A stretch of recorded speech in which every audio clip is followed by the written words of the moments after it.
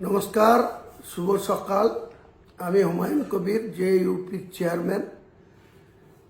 আমি all India Trinamool কংগ্রেসের সাধারণ সম্পাদক, লোকসভার তৃণমূল কংগ্রেসের পার্লামেন্টের দলনেতা সম্মানীয় অভিষেক বন্দ্যোপাধ্যায়কে বলছি, আপনি আমার জন্য নিদান দিয়েছেন যে মসজিদ করলে রাজনীতি ছেড়ে দিয়ে আমি যেন মসজিদ নিয়ে পড়ে থাকি। আমি আপনার কথা শিরোধার্য করব, মেনে নেব। আপনি আগে আপনার পিসিকে আপনার দলের চেয়ারম্যান পদ থেকে অবসর করান, অবসর নিতে বলুন, এবং আগামী 26-এর নির্বাচনে যেন নির্বাচনের কন্টেস্ট না করে বলুন। এবং ওই যে পুরীর জগন্নাথ মন্দিরকে দীঘাতে নিয়ে এসছেন, দিয়ে ওই যে জগন্নাথ ধাম করেছেন, সেই জগন্নাথ ধামে ওখানে গিয়ে আপনার পিসিকে বলুন যে ওখানে ধর্মকর্ম নিয়ে উনি থাকবেন। তাহলে উনি যদি ওটা করেন, আমি আপনাকে কথা দিচ্ছি, বাংলার মানুষকে কথা দিচ্ছি যে আমি শুধু বাবরি মসজিদ নিয়েই থাকব। আর আমার দল, আমি যে চেয়ারম্যান, সেটা অন্য কাউকে দায়িত্ব দিয়ে আপনাদের দলগত বিরুদ্ধে আমরা রাজনীতি করব, আপনাদের ক্ষমতাচ্যুত করার জন্য রাজনীতি করব। আর আপনার যদি এত সাহস থাকে, জনসংযোগ থাকে, বাংলার নেতা হিসাবে অল ইন্ডিয়া তৃণমূল কংগ্রেসের সাধারণ সম্পাদক হিসাবে মানুষের প্রতি আপনার আত্মবিশ্বাস থাকে, তাহলে আগামী দিনে আপনি বাংলার মুখ্যমন্ত্রী প্রজেক্ট ক্যান্ডিডেট হন, ভবানীপুরে বা নন্দীগ্রামে, যেখানে খুশি হন।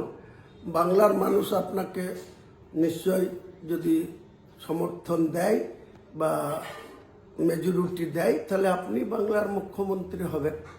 আর এসব না করে আপনার পিসির মন্দির করে বেড়াবে, জগন্নাথ ধাম করে বেড়াবে, দুর্গায়ন করবে সরকারি টাকায়, হিডকোর টাকায়। এই 29 তারিখে আবার আপনারা 260 কোটি টাকার, আপনার পিসির ওটা ব্যক্তিগত সম্পত্তি না, 30 হরিশ চ্যাটার্জি স্ট্রিটের সম্পত্তি না।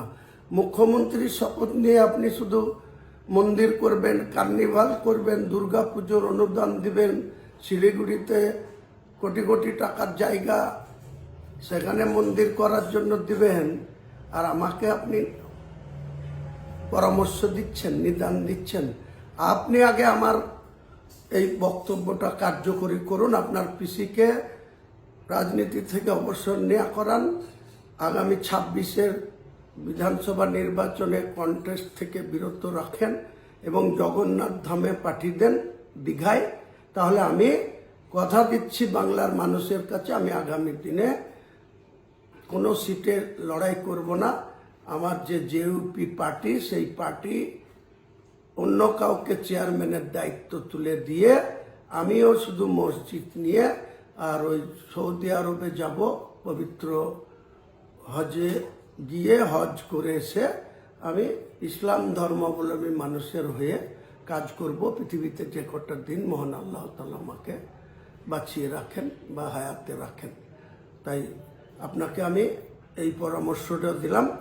আপনার অনেক দিনের বাসনা যে আপনি পিসির পরে আপনি বাংলার মুখ্যমন্ত্রী হবেন, তা পিসিকে ভালোই ভালোই জগন্নাথ ধামে পাঠিয়ে দেন।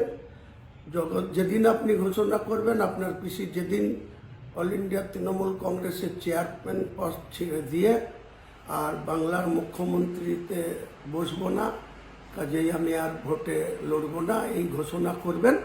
আমি তার 24 ঘন্টার মধ্যে আমার জেইউপি চেয়ারম্যান পদ থেকে সরে আসবো এবং আমার যে জেইউপি পার্টি, জনতা উন্নয়ন পার্টি, অন্য কারো হাতে দায়িত্ব দিয়ে আপনাদের সঙ্গে সরাসরি নির্বাচনে প্রতিদ্বন্দ্বিতা করবে।